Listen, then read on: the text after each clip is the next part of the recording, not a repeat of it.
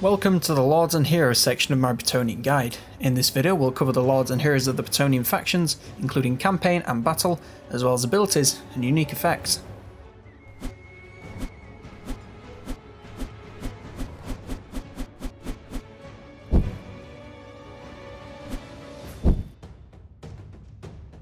Disclaimer, this guide was based on my personal experiences and opinions and is by no means the definitive way to play Bretonnia in Mortal Empires. If you have a different strategy or want to add something to mine, please leave a comment down below.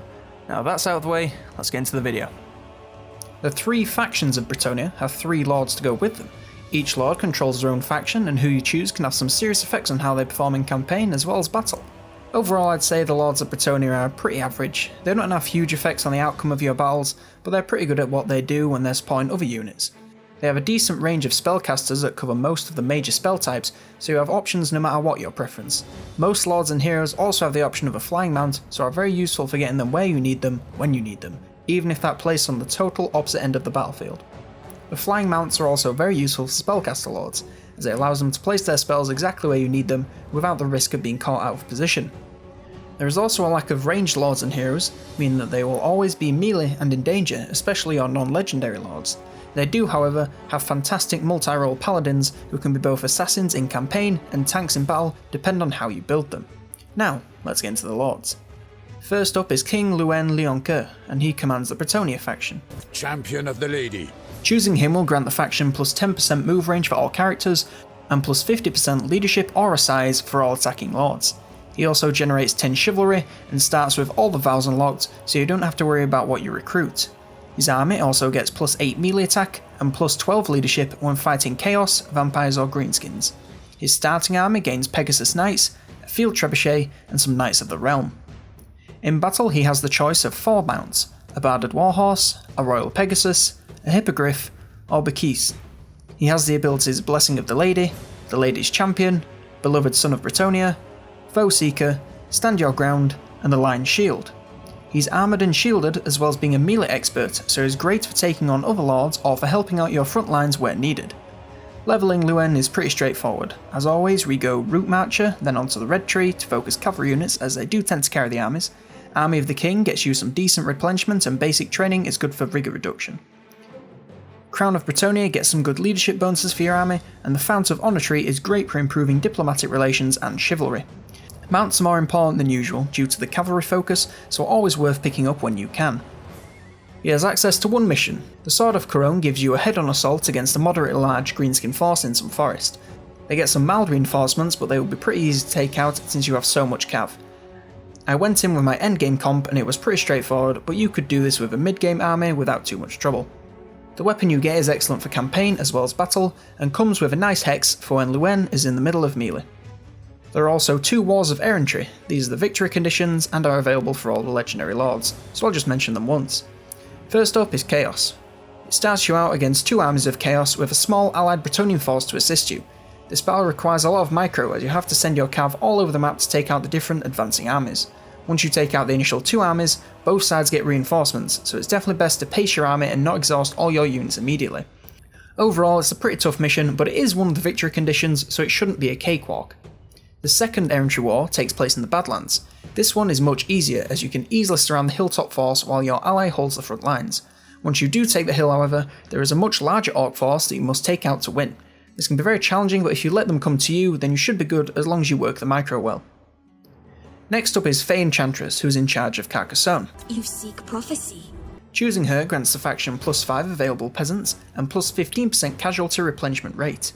She also generates plus 10 chivalry and has greatly reduced upkeep for Grail Guardians, and her starting army gains Battle Pilgrims, Grail Guardians and a Blessed Field Trebuchet.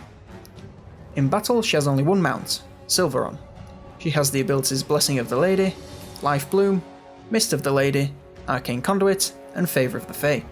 She has access to the Law of Life and is primarily used as a spellcaster in battle, as she isn't really a fighter, but if you do send her in she can cause fear, so will break the enemies while she's there. Leveling her is quite similar to Luen to begin with, Route Marcher and Red Tree first, as well as basic training for the whole army bonuses. Her Beacon of Devotion tree also has some good faction bonuses, and she has decent spells for regeneration and some halfway decent damage. Her mount isn't essential, so can be picked up when you feel like it to give her more mobility. She only has access to one mission, the Chalice of Potions. is a head-on assault of a Chaos Force, but should be fairly easily if you go into it with the endgame comp. They do get some reinforcements, but as long as you manage your cav well, you should be just fine. It grants you a usable item in battle that will do some excellent damage to large blobs of enemies. Our final legendary lord is Barrack Debord, who's in command of the Bordelot faction. I never fail. Choosing him will grant the faction plus 25% income from trade, and plus 2 recruit rank and minus 1 recruit time to Bretonnian knight units. Barrack himself starts with the Knight's Vow already unlocked and generates 10 chivalry, as well as increasing the melee defense for Knights of the Realm in his army. His starting army gains Foot Squires, Knights of the Realm, and Knights Errantry. In battle he has the choice of 3 mounts, a Barded Warhorse, a Royal Pegasus, or Tempête. He has the abilities Spirit of the Tempest, Foe Seeker, Rally, and Heroic Killing Blow. He's armoured and shielded, as well as being anti-large, so is great for sending in against large or huge units the enemies might bring, as well as supporting your other units against elite cav. Leveling him again starts fairly similar, with Route Marcher, then the Red Tree. Lead from the front line is great for battle and campaign, and as usual, basic training is always helpful. Aspiring Knights and Champions of Bordelot is good for buffing certain units, and Mounts are always good to up his impact in battle. He only has one mission available to him, the Trident of Manaan. This one is really quite easy, as it's a straightforward assault of a mixed Empire force. They get no reinforcements, so it's quite simple to surround them with your cav and break them within the first 10 minutes of the battle. The item you get buffs the Lord and his army, as well as granting a wind spell. The first of the non-legendary lords is the humble Bretonnian lord. He has the abilities Foe Seeker, Deadly Onslaught, and Stand Your Ground, and has 3 mounting options, a Barded Warhorse, a Royal Pegasus, or a Hippogriff. He's also armoured and shielded, so can take quite a lot of punishment in battle and keep pressing forward.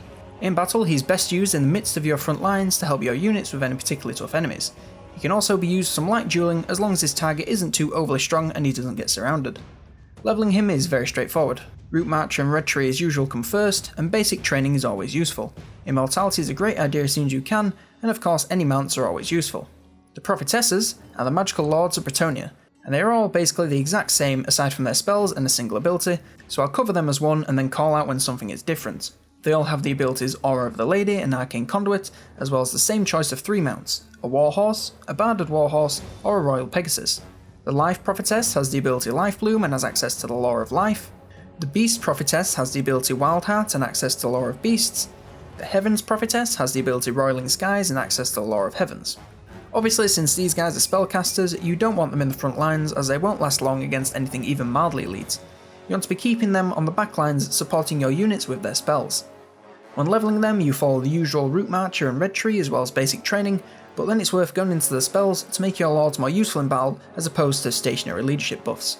Of course, immortality is always a good idea, but mounts can take a back seat this time as they will see much less actual combat. Now we come to the heroes. Bretonnia only have one legendary hero, the Green Knight.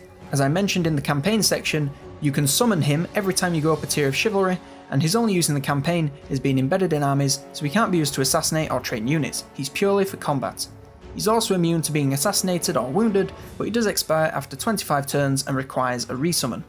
In battle, he's an armor-piercing melee expert, so could do well against basically anything as long as he doesn't get overwhelmed. He's also ethereal, so can resist a huge amount of damage from all non-magical sources. On top of that, he causes terror, so can cause massive routs against lower leadership enemies, which can really turn the tide of battle if you press the attack. Finally, he has Vanguard deployment and is unbreakable, so can come from anywhere you want on the battlefield and will stick around until the end. He comes with a default mount that I think is a Barded Warhorse, so he can get around the battlefield pretty quickly and has pretty nasty a charge. He has the abilities Dolorous Blade, the Blessing of the Lady, and Sacred Guardian, and since he's a summon, he has no skills available. As with the Prophetesses, the Damsels have the choice of the same 3 laws of magic and are essentially the same in every other department. They can all steal tech, wound enemies and block armies in the campaign, and also provide scouting when embedded in the army. They also have the same choice of mounts between the Warhorse and the Unicorn, and they all have the ability Aura of the Lady. The Damsel of Life has the ability Life Bloom and access to the Lore of Life, the Damsel of Heavens has the ability Roiling Skies and access to the Lore of Heavens, and the Damsel of Beasts has the ability Wildheart and access to the Lore of Beasts. They level basically the exact same, focus on unlocking their spells as quickly as you can so that you can help your army more in battle and earn their upkeep.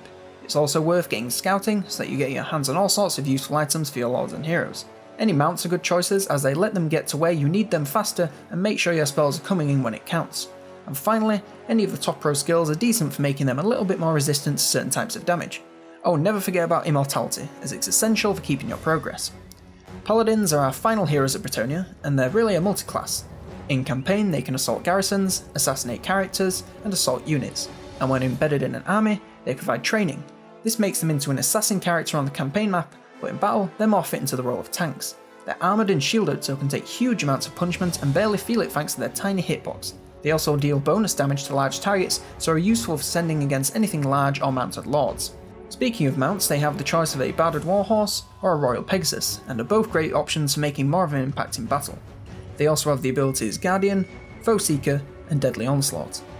Leveling these guys is pretty straightforward, but you can obviously go for one of two builds. The battle guide has you focusing training when you can, but going down the yellow and top tree most of the time to make the hero much more formidable in battle.